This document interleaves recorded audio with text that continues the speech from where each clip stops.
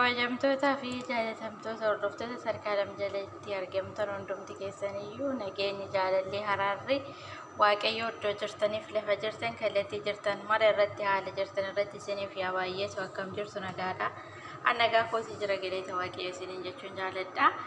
Egaa warreen nagaa ammaatti like subscribe gochuudhaan na jajjabeessaa jabaadhu itti fufii waan gaariidha. Naan jecha jirtan hundi keessaniyyuu naaf galatooma galatan irraa qabdu isiniin jechuun jaaladha. Ittaan sodaan har'ammoo maal beekuun hojjechuudhaaf deematu jira. Wajjiniin hojjannaa isiniin jechuun jaaladha.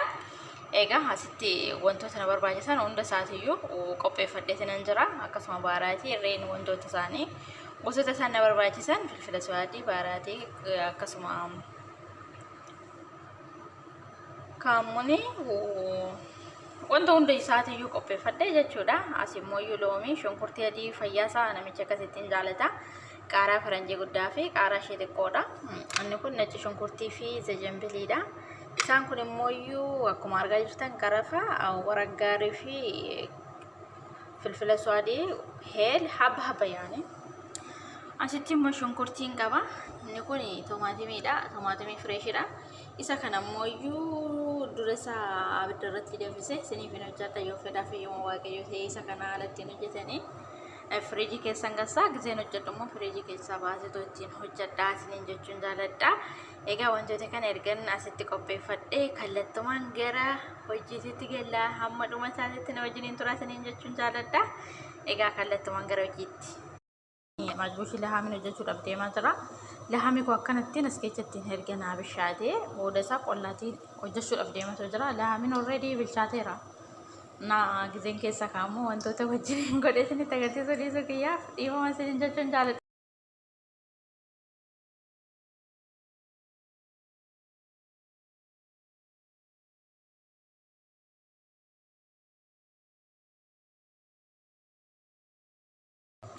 Egaa akkuma argaa jirtan distii korra kaawwadheera zayitiitti qicee zayitiin naaf oowwe zayitiin erga naaf oowwe raawwate baaraatee habba habbatti dabalaa jechuudha. Walumaa galatti akkuma argaa jirtan filfila suwaadii kaamunii heelii qarfaa hunda isaanii jechuudha.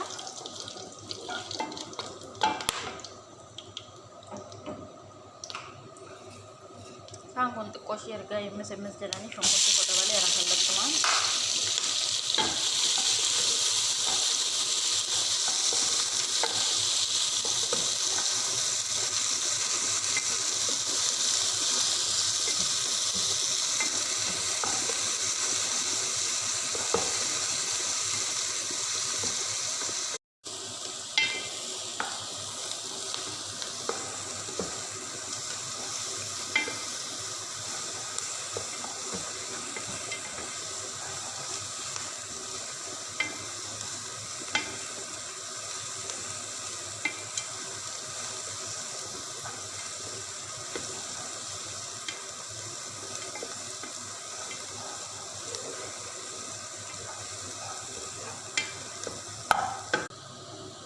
Akkuma argaa jirtan shunkurtiin kiyya bunni naaf ta'ee jira. Ammoo nacci shunkurtii fi zanjabilii.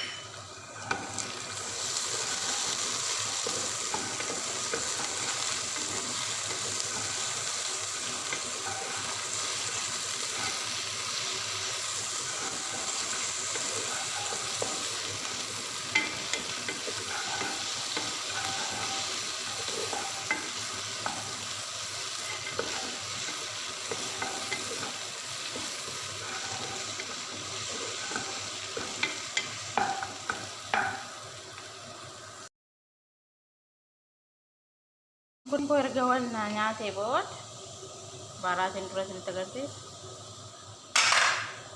sudah balai.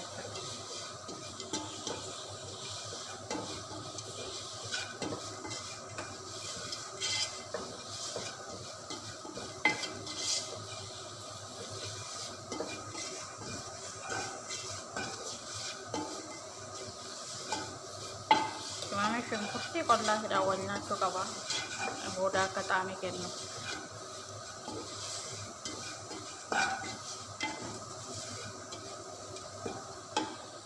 erga kanajen golnya ci sebut kallattumaan isan firiijii keessa hin baasee siniin jedhe naqaa jechuudha.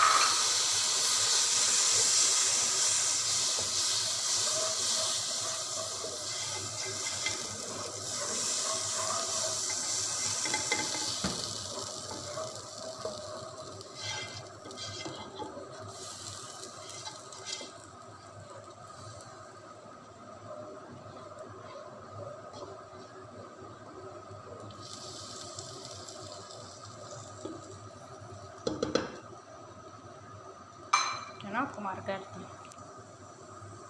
Bergeni tename. Dikosho aja defu. Macam saya sadar tomatnya ini tenaka.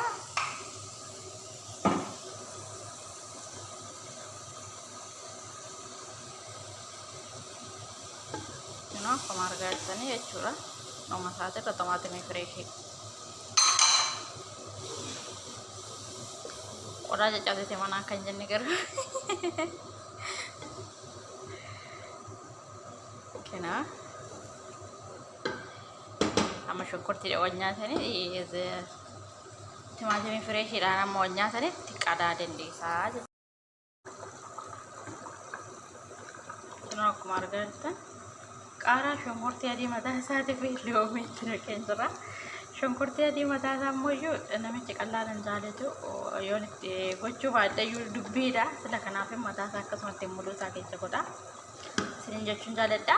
Egaa bishaanii fi foon immoo kanan wajjiniin eenyu jedheetoo bishees isinitti agarsiisa. Wantoota kana mureetti naqee foon wajjiniin kan bishaatanii keechaa dhimbiibee giseen keechaa naqummoo isinitti agarsiisuudhaaf natti hin mijanne dhiifama isiniin jechuun jaalladha. Egaa maqazoraa fi banaduunisii bichaan itti gaddabada finneerra. Kenoo akkuma argaa jirtan amma bishaateera. Lahamii keessa baatee ruuziin itti dabala.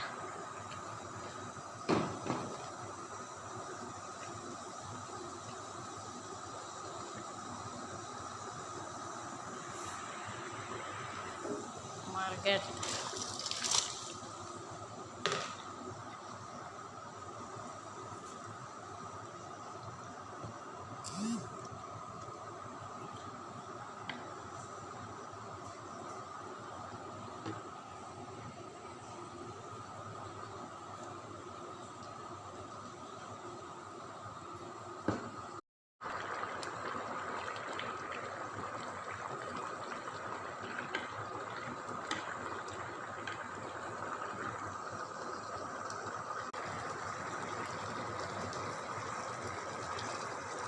Kenoo akkuma argaa jirtan bishaan isaa xuuxachaa jira.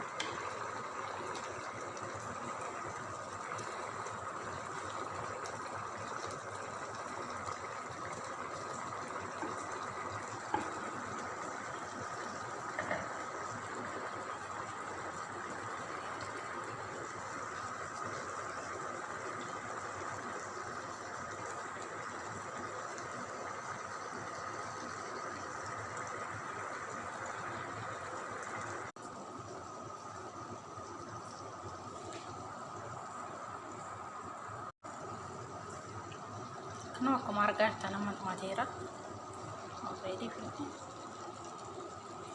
Daqiiqaa 10 akkas 15 almuunee midhaamina affanaa jechuudha.